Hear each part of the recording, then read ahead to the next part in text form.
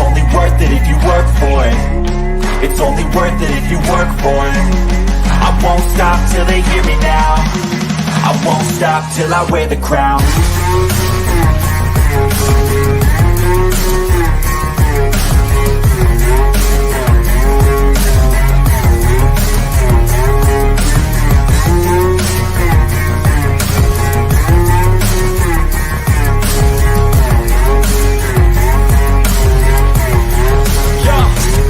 Let's go. I'm just telling you to fight for your dreams, but it's not what it seems. Man, it's hard to be seen when everybody wants to be king. Yeah, they all want to ring. Yeah, we all want to be free. What's going on, folks, and welcome to the post-game show from Lions losing to the Jacksonville Jaguars in a game that was a little bit disappointing, a little bit boring, and all of that lovely stuff. We're going to break it all down. I sent the link out to the other contributors of Lions Nation Unite, and when they get in, I will definitely go ahead and put it on for them so they can go ahead and give their ideas of what's taking place. Thomas Donner in the building, saying with Michael Lucchese. Let me know in the comment section. One word you thought about this game. Blow it up right meow. One word of this game. Mine is, it's not even a word, but it's going to be, it was a boring game. I gotta keep it 100. Let's keep it. But there's some good things. There's some bad things. There's some ugly things. And there is a trend in which now we have an idea of what's going on with this football team when we look at those trends. And that's something that we can look at and see, okay, what's going on with this team? Who's up? Who's down? All of that lovely stuff. And so from this game, it definitely was a pain game if you're watching it, watched all the way through. But let's go ahead and dissect it a little bit. We're going to start with the offense here. Teddy Bridgewater started the game out. I go mixed bag with Teddy Bridgewater. The offensive line was absolutely booty cheeks. It was awful. He fumbled the football because the lineman got to him before he could get the ball to Craig Reynolds. He was hit that quick where the ball was fumbled. It was just, holy God. He had some good passes. One that was dropped, a bomb to Dylan Drummond, who dropped the football. Another one that was dropped. A lot of drops in this game. But the offensive line didn't do him any favors. This offensive line for the Lions, the backups, that is, not starting. Starting's elite. Backups, definitely not even close. It's weird because you look at these first stringers, Lions offensive line, it's top 3 in the NFL. You look at the second and third stringers, it's one of the worst. It is night and day watching it. Just zero life. Nobody is breaking out on that offensive line, and Matt Nelson was horrific. Matt Nelson got destroyed. He got pummeled in this game. And I think at this point, he does not make the roster. There is no way you can trust this guy on your blind side or even on your any side. This guy is just terrible at the tackle position. Just absolutely terrible. And they're going to have to do something with this offensive line. Pick up some guys when other teams cut. I think that's in the works for them, is when other teams cut players, the Detroit Lions can maybe pick some of these guys up. They got to be better than Matt Nelson for sure when it comes to the offensive line. The running back room, Craig Reynolds, clearly number 3. I thought he did well, even though he had no offensive line to help. That was the same situation last week with the running game. It's really hard to decipher who's doing well in the running game because they got no holes. So it's quite difficult. But I thought he looks to be the clear number 3. I think the battle's now just between Snell and Jermar Jefferson. I think they both had some good in this game. I think Jermar is a little bit more active in the passing game. Snell got a pass too, and he caught it and got the first down. Snell is that north and south. He's got some decent burst on him. I like him potentially to be that number 4. I do like that. I think Snell has a chance to make this roster. It's going to be really close, though, for sure. The running back room, I think the running back battle is good. I think they got a good room. Not concerned about that. The tight ends got good tight ends. James Mitchell made another clutch catch 2 weeks in a row. James Mitchell is the real deal, our number 2 tight end for the Lions. He's getting open, he's fast, and he catches everything. So great by James Mitchell to see this. I can guarantee you Jared Goff is going to target him quite a bit, and it's going to be good to see. We got my man Ant-Man in here. Ant-Man, welcome to the post-game show. Thoughts? Necessary. That is my word for today. It wasn't very pretty. It was tough, but I think in these preseason games, you need games like this because it quickly separates who's good enough for this team and who's not good enough for this team. And I think after today, Campbell and Holmes are really going to drop the hammer on a lot of these guys who are not going to be any good for us going forward. And hopefully what that means is going into the Panthers game next week, those who have earned the opportunity to get on this roster are going to get extended looks, more playing time. And, we can just begin the process of dropping this team down now because there are a lot of guys who really didn't take their opportunity today. So while the scoreline looks bad, I think this is one of the best things that could have happened for the team. You need this in preseason. A lot of players are going to get cut. I think it's a lot of separation. I think it's good for the trends too. I think we've got a good idea. What's your thoughts on Teddy Bridgewater, his performance today? I mean, it's what you'd expect from a quarterback who's been with a team for a week, maybe. The timing wasn't quite there. He wasn't helped by drops. I mean, the receivers really didn't do themselves any help today, apart from Chase Cota. Chase Cota is, I said he's the only player on offense today who, for me, has furthered his cause today. He is king of the depth wide receivers. Now, all these guys fighting for a spot in that wide receiver group, Chase Cota's now king because he did well. 100%. Dylan Drummond dropped too many. Benson dropped too many. Kabinda dropped too many. Yep, done.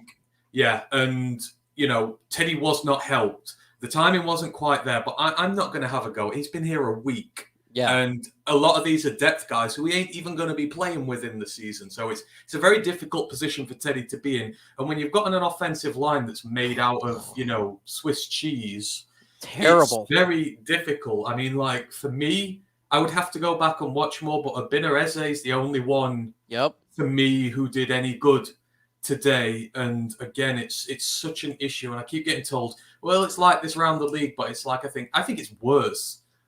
People set these low bars for some of these guys, and they're like, well, that's acceptable because it's league average. But guys like Jermaine Ifedi, I mean, he got rinsed so many times today, Ifedi. I lost count. And then the guys on the interior were getting rinsed. Nothing looked good. He was just, terrible. Exactly. It was just really bad. So Teddy, I am absolving of today because he was not helped at all. It's his first game. I don't mind at all. The offensive line, the second string here, it's terrible. I mean, these backups this is one of the worst performances I've ever seen.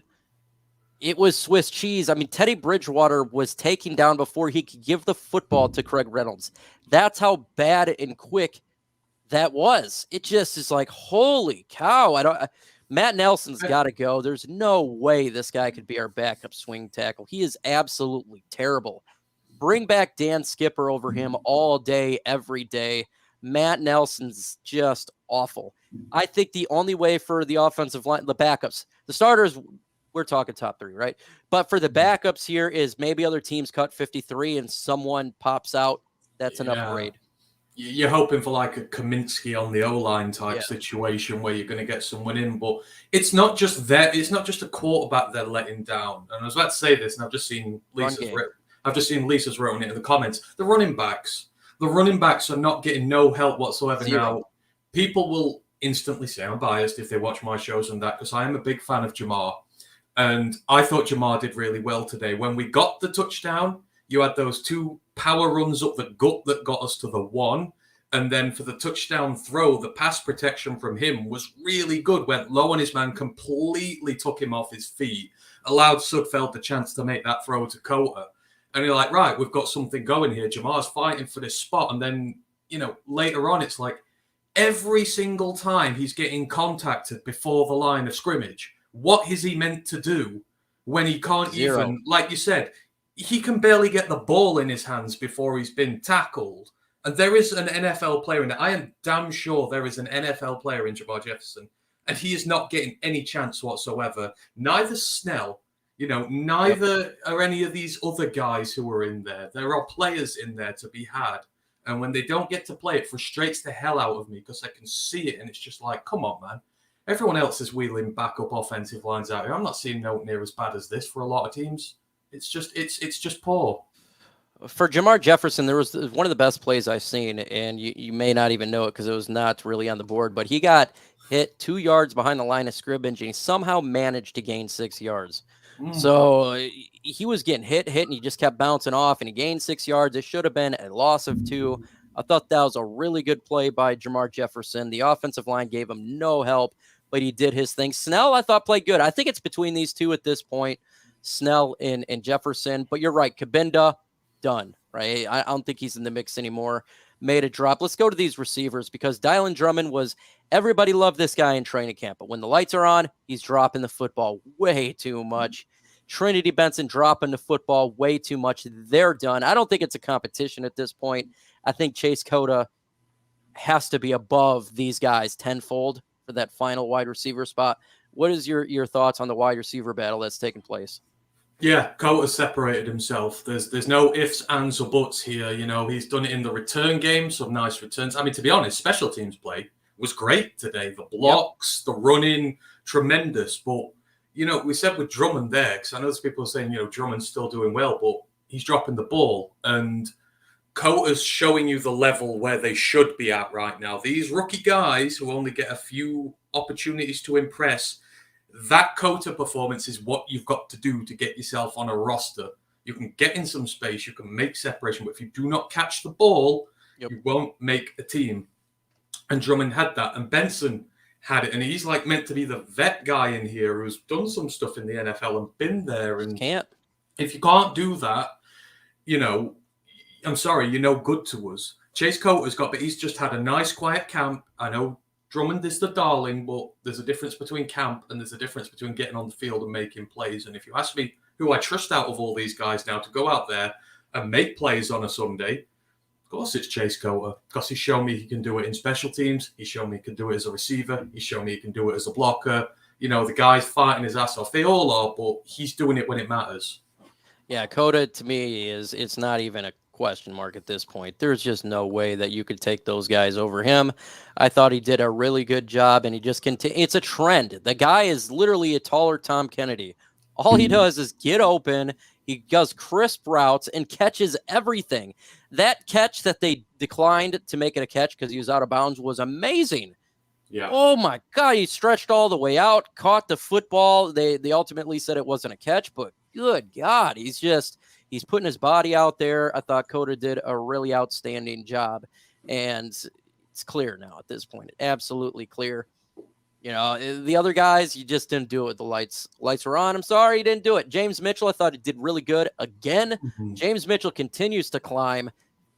I think he's going to have a pretty good year. I think he's going to be involved in this offense quite a bit because all he does is get open and catch everything as well. I mean, I tell you what, because the catch he made was the one decent throw that Sudfeld made all game, that one into real tight coverage that Mitchell got. It was a third down conversion. I can't remember exactly when, but that was that's a good catch. That was Mitchell in third down situation. He didn't necessarily get the separation, but he got himself into position in tight coverage where only he can get the ball and the DB can't. And, that sort of skill is vital. And, he's just going under the radar. He had a couple of nice catches today. I'll have to go back and see if he had a bit more in there. But, yeah, Mitchell's going to be a good part of this team. And, there's none of the backup tight ends are really threatening at the minute. So I don't think there's any debate whatsoever about which three of them we're going to go with. I don't know if we're going to take a 4 right now. I don't know if a fourth has separated themselves. I didn't see much from the tight ends today. It was rough offensively. Yeah. I mean, in that game, they had time of possession. They won over 38 minutes to less than 22 for us. And I felt really sorry for the defense, to be fair, because you saw in that fourth quarter when Dennis Johnson started running on us, they were gassed.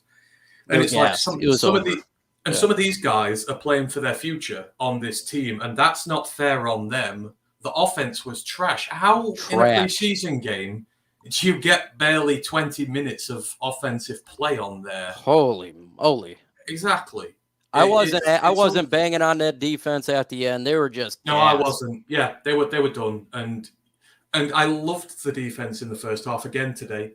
Everybody on that defense was making plays and working hard, and in that first half, I don't think I had any complaints about anybody who I'd seen on that defense. I mean, I don't know, we'll probably talk about it in a minute, but guys were sensational in the first half. So Dud Field continues to suck. The Lions' offensive line is not so good. And we move to the defense where it's a little bit different here. Now, Julian Romeo Okwara didn't really show anything except for Julian missed on a tackle on a running back. He should have got it. It was a gain like 15 yards. He didn't have a good game, I thought. Julian Okwara, great last week. Not so much this time. Now, he would have had a sack for a penalty.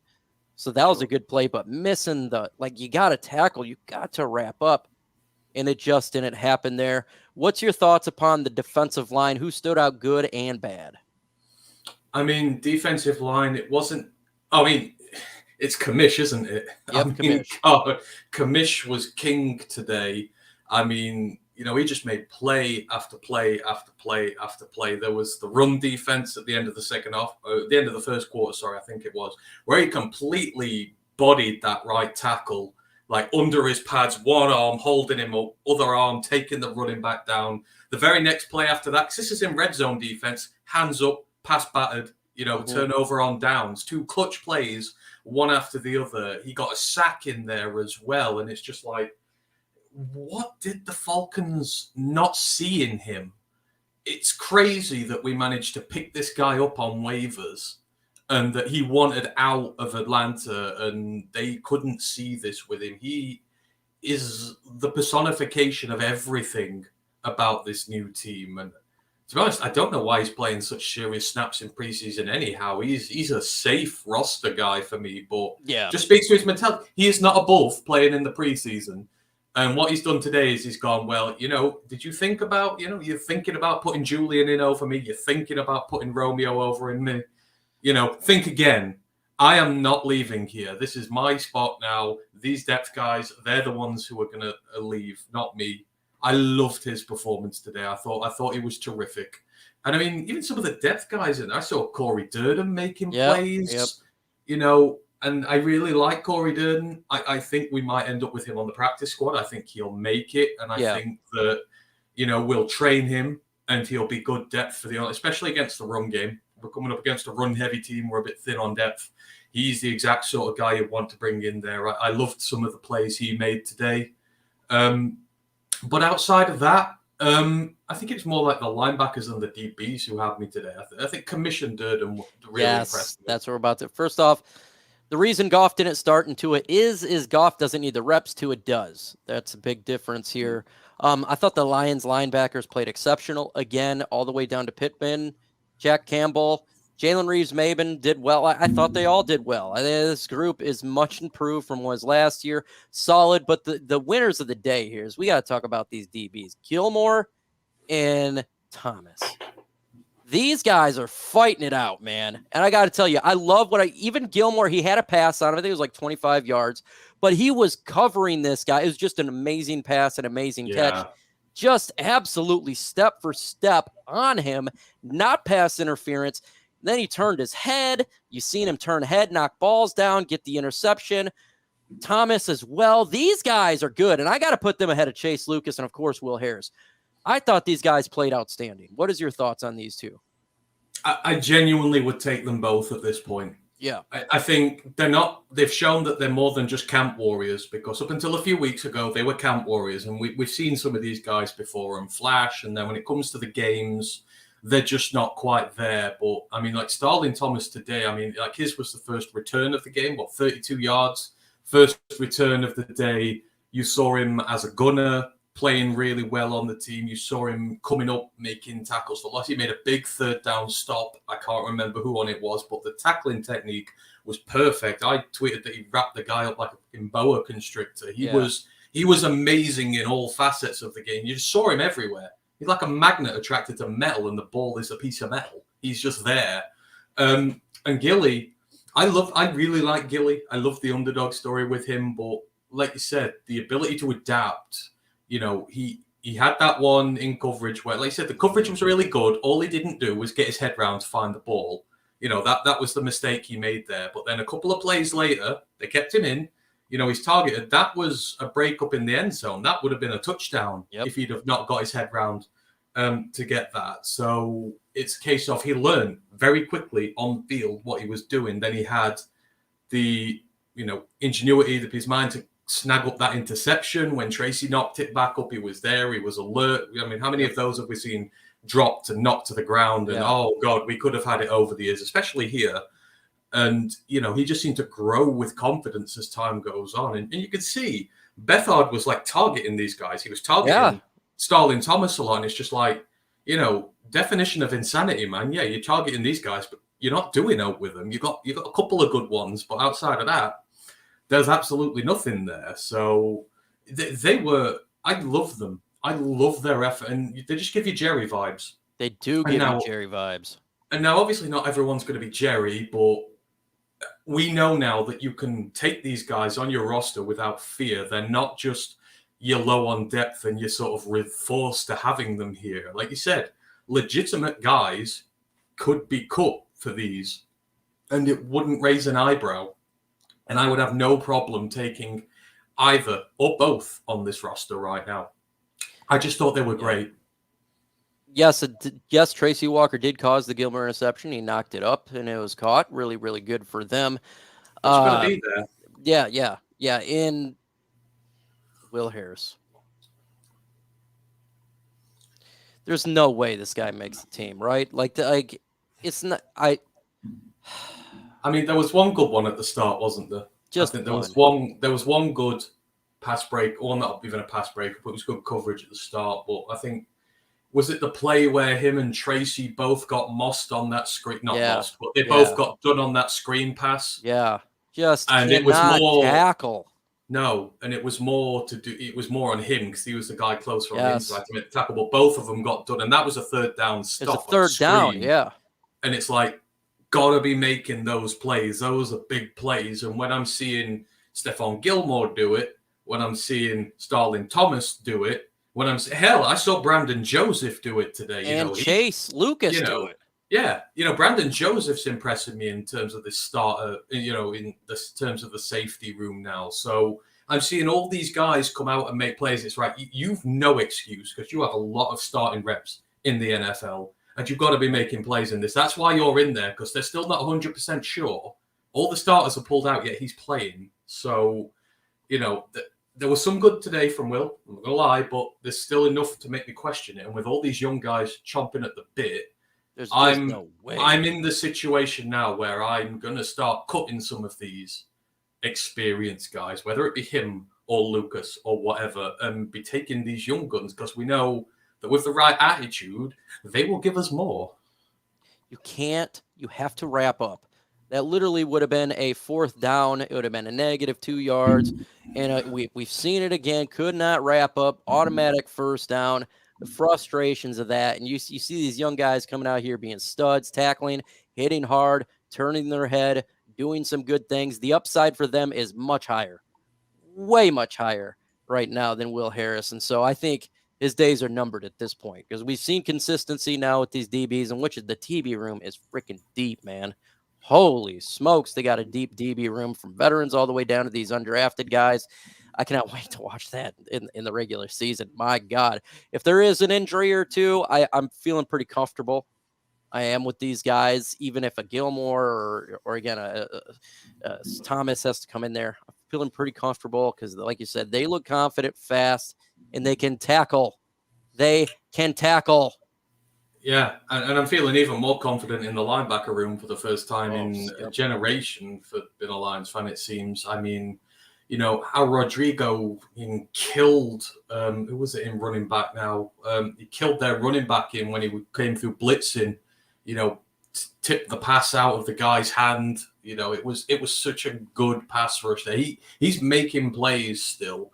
And, you've seen pass rush upside from him this preseason. And then Campbell played over a half a game. And it's like he's around pick, and he's just, again, he's another like Starling Thomas. He's round the ball.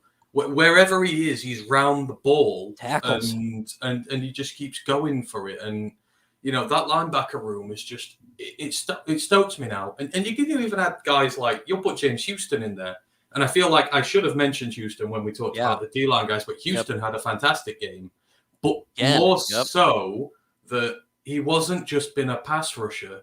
I mean, there was one drive where he had 2 tackles for loss on the edge, when he's making plays on the edge on guys in the backfield, not against the quarterback, but out wide nearer to the perimeter. They're training him at Sam linebacker a bit more on the outside, and you saw lots of good plays made by him out there. So his repertoire is expanding. His growth is there. We don't, he's not just a fearsome pass rusher now. He's a guy we can deploy on the outside to get some of these big plays in as well. So, impressive. The linebacker room could be so good this year. Yes, it can be. It's very impressive, the linebackers, from starters all the way down to Anthony Pittman. Everybody was doing their job. Shepard is a freaking fantastic coach. He's got these guys playing good, playing hard, and they're fundamental. How many times have we not seen fundamental where you just get beat, and can't tackle? Year after year after year, they're tackling. Jack Campbell's a tackling machine. Patient, finds the hole, and tackles. Every single play is there. It's just amazing. Derek Barnes played great in there. He knocked a guy out. Good tackling. It is so nice to see fundamental football at the linebacker position. I think it's up there with the DBs as the most improved room in this football team. But Shepard's doing a great job. He is DC coordinator in the making. So if Aaron Glenn does leave or whatever, I think Shepard would be a fantastic replacement. That's how good he's coaching these guys. Oh, God, yeah, absolutely. Like you say, it's night and day, and you're seeing everyone come out their shell. You saw Barnes last week's coming out of shell. Rodrigo's taking up where he left off. He seems ready to go again. And it's even the depth guys, even, Pittman did well today. We've been waiting for this. He saved a touchdown towards the end of the game on a recovery tackle, which was like tremendous.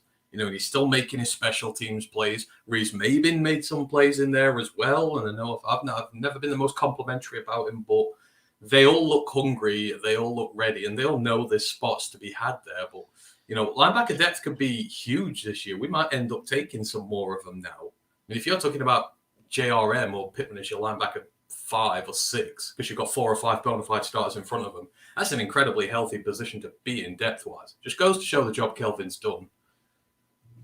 I don't care about score prediction. I don't care about wins and losses in preseason.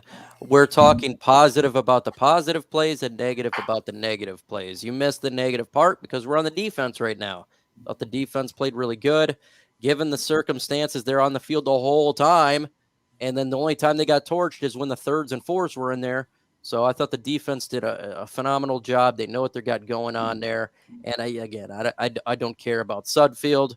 I don't care about, actually, I do care about the backup offensive line, because if there is an injury, I want to see one of these guys come in and able to hold the fort down. That is concerning. It's concerning, and we'll see what they do at that position. Maybe they flip a player for another player. Maybe they go and trade Julian and get an offensive lineman for another team, a tackle or something like that. I don't know. That is a concern, but I love the depth of the secondary, linebacker, the whole defense. I think, the big thing is, like we've said, we're positive because this result helps, because it means we'll get rid of the chafe quicker, because we know who is chafe. Yeah, we know who is chafe now. We know who's not good enough, because they got absolutely demolished today. So that is actually going to benefit the team, and hopefully, as we've said, the guys who performed well today will get more playing time against Carolina next week to show that they're truly ready for this. Like Cota. Send Cota out there for as many snaps as you can get him last week and see, can he handle a full workload? And if he does, then great. Wide receiver depth. We've got a guy there. I missed the game. How did the reserve O-line look? That requires us to have a reserve offensive line. They looked terrible. It was awful. It was a S show from top to bottom. Cheeks is the only word that I can put in there. Martinez did not play. He's clearly not going to make the team. He'll go to the practice squad. More than likely, Sudfield, what's your take on this guy? What do you think about Sud? We should cut him.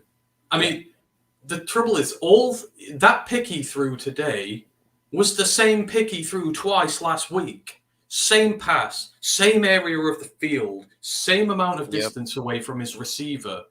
And I don't know, for me, if Campbell's serious about, you earn your way here, you get reps based on, he's like, Martinez is going to get less reps this week because Teddy's in. I can get that.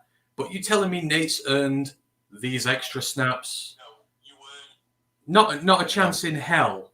Not a chance in hell has he earned these. So next week, he's blown it now, Sudfeld has.